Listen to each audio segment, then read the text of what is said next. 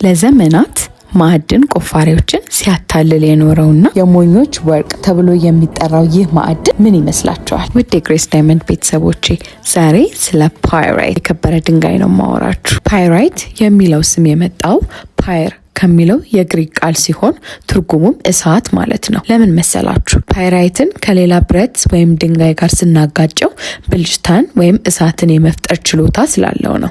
በጥንት ዘመን የሰው ልጆች እሳትን ለመለኮስ ይጠቀሙበት የነበረው ይህ ድንጋይ ፓይራይት ይባላል። የፓይራይት ሌላው በጣም የሚያስገርመው ነገር የተፈጥሮ ቅርጹ ነው።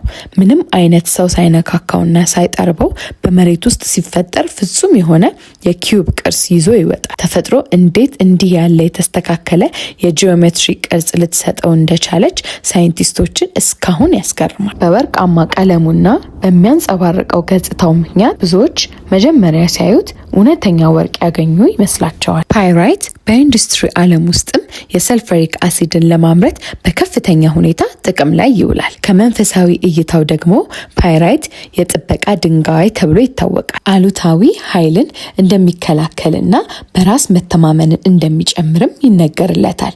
እንዲሁም ልክ እንደ ሲትሪን ሁሉ ሀብትንና የተትረፈረፈ ሕይወትን ይስባል ተብሎ ስለሚታመን ብዙዎች በቢሮአቸው ውስጥ ያስቀምጡታል። ምንም እንኳን የሞኞች ወርቅ ተብሎ ቢሰየምም ፓይራይት በራሱ መንገድ እጅግ ውድና ጠቃሚ ማዕድን ነው። እናንተስ ፓይራይትን እንዴት አገኛችሁት?